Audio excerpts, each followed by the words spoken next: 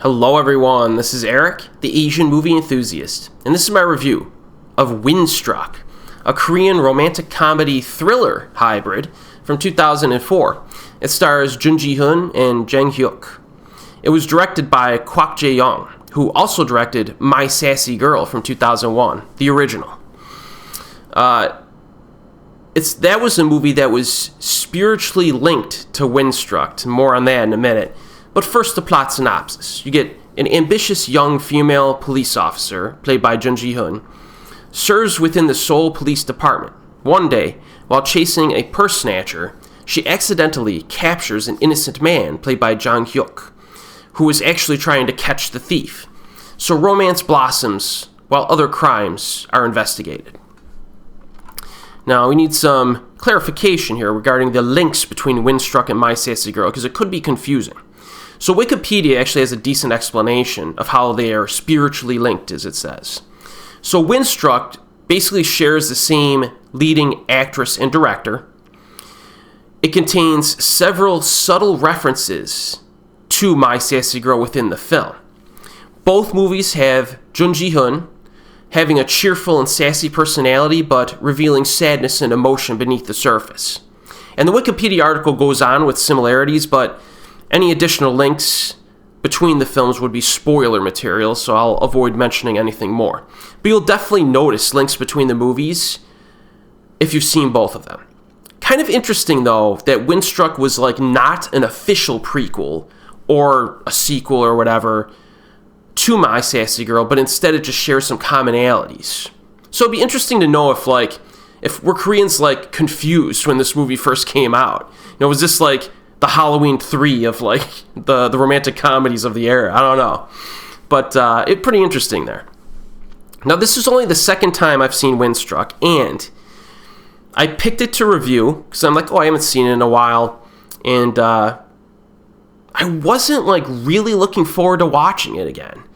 It was just an obvious choice to review for the channel. So I was going in with a little bit more skepticism this time around.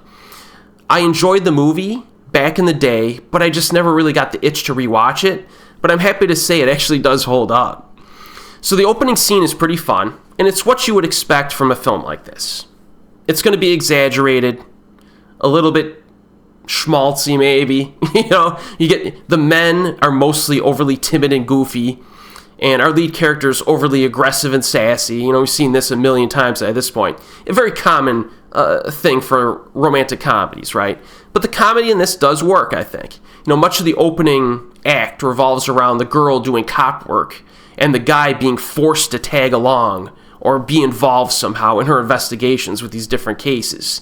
And humorous circumstances emerge from this. I liked, there's a cute scene of them washing up after a crime, if they catch a criminal or whatever, and they're handcuffed together and they have to wash.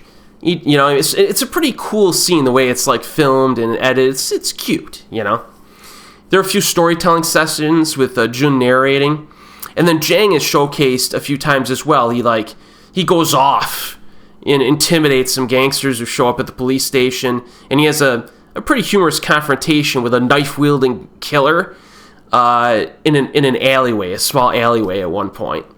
And that was pretty funny as well. So there's a lot of events that are kind of packed into this movie, but most of them are engaging. In terms of acting, Jun Ji-hyun is a strong point. She anchors the film. That should be a surprise to no one. She has fantastic screen presence, and I always like seeing her and stuff. Jang Hyuk is good here as well. But, obviously with his character, the way the film is structured, he's more of the passive character. So he's almost automatically upstaged by Jun, in the film. But he is good in this. Now, after the first big chunk of comedy and shenanigans, Windstruck asks you to take it seriously, all right? But it does do it successfully to a moderate degree, not to an extraordinary degree. There are a few brief thriller and action scenes that are peppered throughout the entire film. There's a handful of them. And that gives this movie a different feel from your typical romantic comedy. And I think it's a benefit to the film. It's something I appreciated even more after a rewatch. Because I looked at my description in my notes, I'm romantic comedy thriller? This was a thriller? and when I rewatched it, I'm like, yeah, it kind of is. And it kept the movie rolling. The pacing in this movie is pretty tight, so I like that. Even though some of the crimes just kind of come from out of nowhere. There's a montage feel to the movie as well, which means that some scenes feel underdeveloped. One example is like the main criminal villain who emerges at one point. He only shows up a few times in the movie, but he has a big impact on the story. And the way he's handled and the investigation into him, it's kind of underdeveloped, even contrived at times, you know?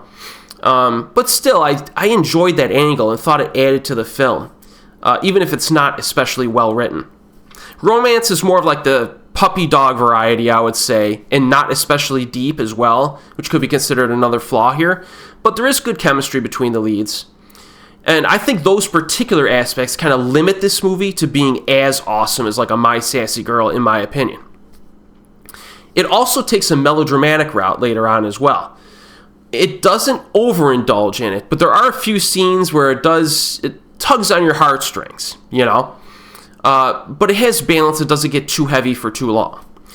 So I would say that this film is just a solid piece of entertainment, mixes in a few different genres that you usually don't see blended together.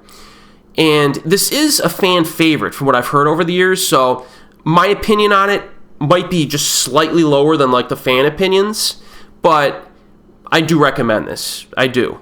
And I'm trying to think, you should probably watch My Sassy Girl first, I would say, if you haven't already, and then move on to this. But if you've seen this one, and probably a few of you have, let me know what you think in the comments below. Is it like in your upper tier of South Korean romantic comedy films, or is it kind of somewhere else in that spectrum? It's currently streaming on YouTube, actually. Pretty easy to find. And as always, folks, I'll see you next time.